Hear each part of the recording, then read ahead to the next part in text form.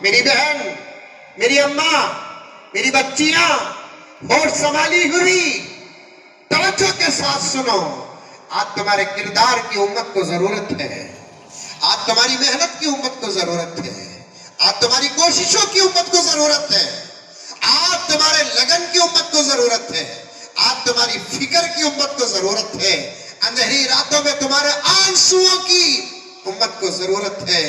اندھیری راتوں میں تمہارے پلو کے اندر اٹھائے ہوئے 2 ہاتھوں کی امت کو ضرورت ہے. آج تمہارے دعاؤں کے جملوں کی امت کو ضرورت ہے. آج تمہاری فکروں کی امت کو ضرورت ہے. سب تم نے ختم کر دیا. ہمارا نوجوان نماز چھوڑنے میں لگ گیا، روزہ چھوڑنے میں لگ گیا، شراب پینے میں لگ گیا. لا حول ولا قوت الا باللہ. ایسے الفاظ میرے پاس موجود ہیں، شاید آپ سن کر برداشت نہیں کر سکیں گے، اور مجھے امید ہے کہ آپ میرے درد کو اور میری باتوں کو، میرے اشاروں کو سمجھتے ہوں گے. جلسوں کو مذاق مت بناؤ، سال کا ایک نظام مت بناؤ، کھانے کھلانے کا ایک انتظام مت کرو. یہ سب اپنی جگہ پر صحیح ہے، لیکن اس کا مقصد اپنے اندر اصلاح آنا ہے. اس کا مقصد اپنے اندر ایک انقلاب پیدا کرنا ہے. جلسوں کے بعد اگر انقلاب نہ آیا، سمجھو کہ تمہاری ان محنتوں کو اللہ نے قبول نہیں کیا. جلسوں کے بعد 2-4 باتیں ہی تمہارے اندر پیدا ہو گئی تو سمجھو کہ تمہارے جلسے اللہ کے دربار میں قبول ہو گئے، دربار رسالت میں قبول ہو گئے.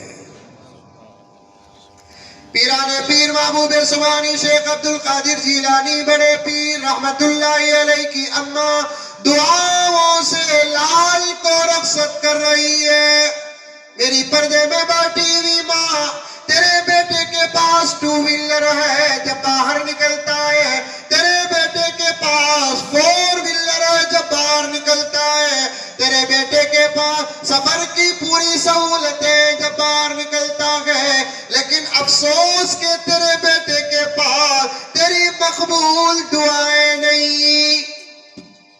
ایک ماں کی دعا، میرے شیخ عالم فرماتے ہیں، ایک ماں کی دعا اس بچے کے حق میں 70 اولیاء کی دعاؤں سے بھی زیادہ اور جلدی اثر کرتی ہے.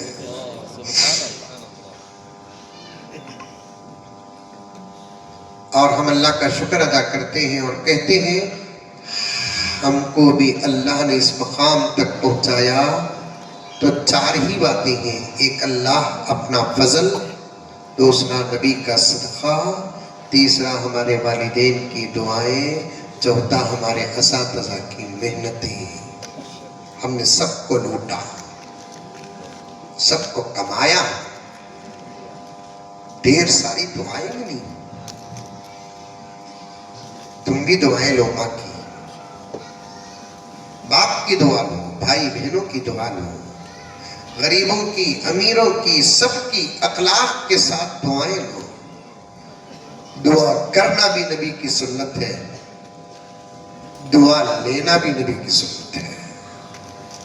نبی کو کس کی دعا کی ضرورت؟ ہماری دعائیں تو نبی کے وسیلے سے قبول ہوتی ہیں. پھر بھی اللہ کے نبی صحابہ کے پاس دعاؤں کی گزارش کرتے ہیں. کیوں؟ دعا کا مقام بتانا ہے. عمل کریں گے. گھر سے باہر نکلے تو اماں سے کہنا کہ اماں دعا کرو، ابا سے کہنا کہ ابا دعا کرو. فیکٹری اوپن کرنا ہے تو دعا کی گزارش کرو، دکان کھولنا ہے تو دعا کی گزارش کرو. کوئی پریشانی ہے تو ماں باپ سے کہو کہ دور کریں. پھر کبھی موقع مل جائے تو ان باتوں پر علماء بیان کریں گے. میں بھی آپ کے سامنے کبھی آ گیا، اب وہ وقت چلا گیا کہ بلانے پر آنا ہے. اب وقت اور حالات ایسے ہیں کہ موقع مل گیا تو میں خود آنا چاہتا ہوں. حالات ایسے ہیں، کام خدا لے لے بس کافی ہے ہمارے لیے. کھانا نہیں مقصد ہمارا.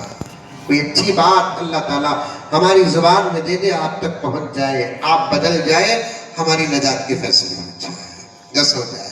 پیرانے پیر محبوب سبحانی کی اماں رحمت اللہ علیہا بچے کو پورے انتظام کے ساتھ رخصت کرتے ہوئے اخیر میں ڈھیر ساری نصیحتوں کے ساتھ کہتی ہے کہ بیٹے یاد رکھنا، کبھی جھوٹ نہ بولنا. سنے ہوں گے واقعہ، انداز بدل رہا ہے تو پھر الگ بات ہے. اچھا بھی انشاءاللہ آپ کی باتیں میرے سفر کا اہم توشہ ہے. سفر میں نکلے، راستے میں ڈاکوؤں گھیر لیے. اس زمانے کے ڈاکو بڑے اچھے تھے، رات میں گھیرتے تھے. اس زمانے کے ڈاکو تو دن میں بھی گھیر رہے ہو.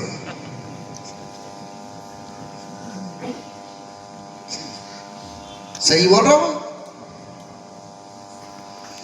اس زمانے کے چوراں ڈرتے ڈرتے آپ کو چراتے تھے. اس زمانے کے چوراں پوری ہمت کے ساتھ آ کر چراتے. زمانہ بدل گیا.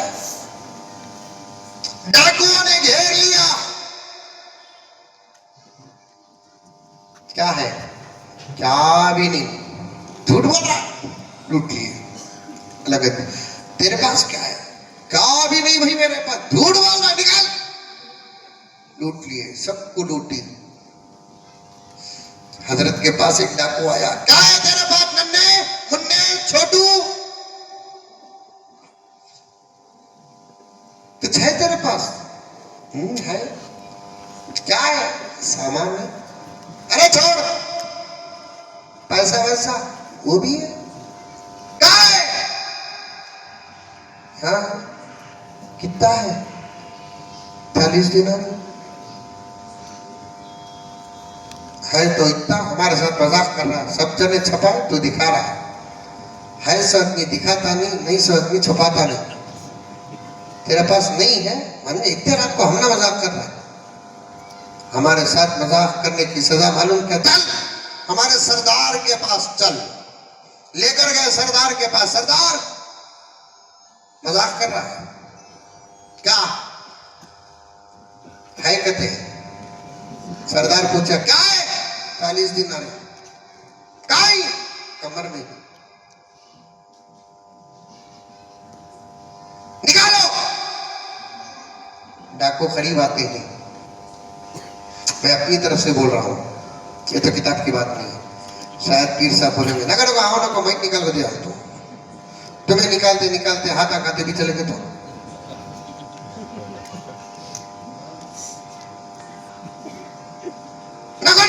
نکال کو دیا. نکال کر 40 دن ڈاکوؤں کے سردار کے پاس. ڈاکوؤں کو حضرت کی یہ سچائی اثر کر گئی. ماہی کی تو تربیت تھی. ماہی کی تو تربیت تھی. ڈاکو نے پوچھا، سردار نے پوچھا چاہتا تو تو چھپا سکتا تھا. چھوٹا ہے تیرے اوپر ہماری فکر جاتی بھی نہیں، نظر جاتی بھی نہیں. تو چاہتا تو چھپا سکتا تھا نا. پیر صاحب نے کہا کہ ہاں چھپا سکتا تھا. پھر بولا کیوں؟ انہیں پوچھا میں بولیا. منجے کہیں کو پوچھ رہی ہو، ان سے پوچھو کہیں کو پوچھا بول کو. ارے انہیں پوچھیں گا تو بولا کہیں کو. میں کیسے جھوٹ بول سکتا ہوں جبکہ میری اماں نے کہا کہ مجھے جھوٹ نہ بولے. ماں متقی پرہیزگار تھی. نصیحت بچے پر اثر کری. بچہ سچا تھا. سچائی ڈاکو پر اثر کری. ڈاکو ہی توبہ نہیں کیا، پورا قافلہ توبہ کر لیا. سبحان اللہ.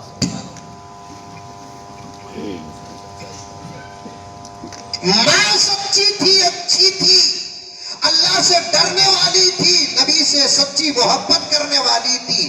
ایمان پکا تھا، اسلام سچا تھا، شرم اور حیا تھی. اس لیے اس کا ایک سادہ سیدھا جملہ بچے کا توشہ بن گیا.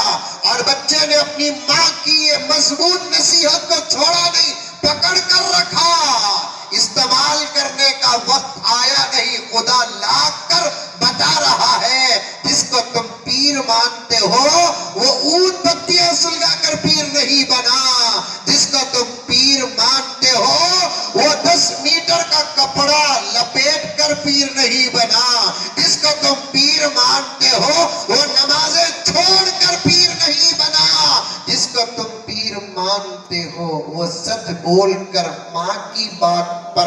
عمل کر کے پیر بنا. عمل کریں گے انشاءاللہ. انشاءاللہ. میں